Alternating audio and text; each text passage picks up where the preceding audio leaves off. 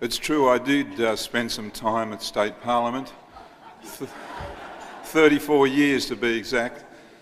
When I started there, TV was black and white. The Premier was Sir Robert Askin, and the big story of the day was the row over the site for Sydney's second airport. Thanks very much, and thanks to my wife Diane Nazaroff for putting up with me. Thanks. You thanked your wife for putting up with you. What about thanking every member of Parliament for putting up with you? Les, will you stop driving me mad, Les? Les, I'll read your story on Sunday, mate, okay? What's it like up there in heaven anyway, Les? This is the first time that Steve Barrett's hair and my hair has been seen in the same room at the same time. And I recall many occasions when car tyres were let down and public phones were vandalised so that the journos could be the first with a splash. There is one unifying urge that galvanises us all. That is the relentless quest for the scoop. They called in 4 lawyers, the deputy editor, and in the end they just said, Kate, we're going to back you on this, and they did. And that's what journalism is all about. The task of investigative reporters is to keep the bastards honest by exposing them when they aren't. They've got a lot of work ahead of them because there are a lot of bastards still out there.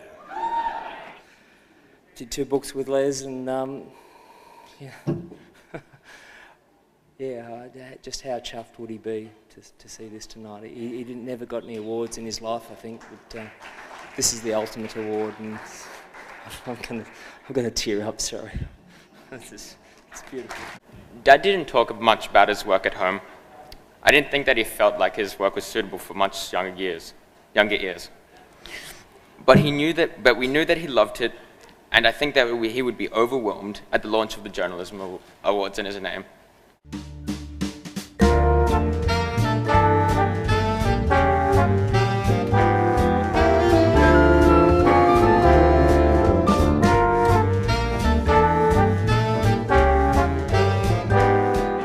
One of the great modern-day police reporters. So when the idea for these awards was first hatched in a pub, of course, the founding journos agreed that the achievements of these media giants really deserve to be remembered with something a little more profound than the beer-soaked banter in the bar room. I told Les's mother Merle on that very sad night a year ago that we would name a police dog after Les, and we kept our promise. I've got to be honest here. No, just bear with me. I've got to be honest here. Police dog Les had a little bit too much larrikin in him.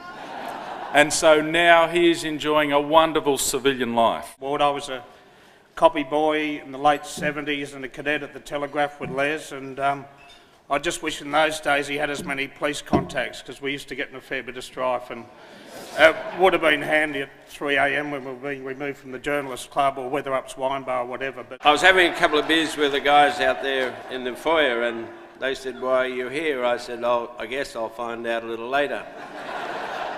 But I said, "Peter Coggoy is pretty keen to get me here because the car turned up at 6 o'clock last night."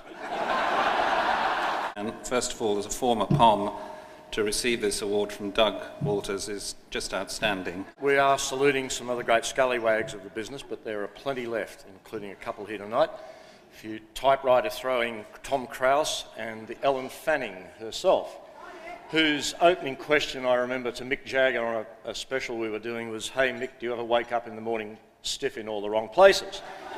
Well, listen. No, look, thank you. I'm actually shocked about this. Ask anyone from the Sunday Telly team. I've spent the day practising my "I didn't win, but I'm really happy for you" clap. Hello. I'm not sure I'm welcome back, but I'm coming. This is a real great honour to receive this, named after Cliff. This is amazing, particularly as an editor, since the Walkleys don't acknowledge our existence as a species. So. To my other finalists, my commiserations. I'm sure you're just as entitled to this as I am. I'd also like to say, long live radio. It's coming under a fair bit of pressure everywhere at the moment. And thank you very much to P&O. I think I might see if Eddie's free on this date because I do think it might coincide with ICAC. He might like a little getaway.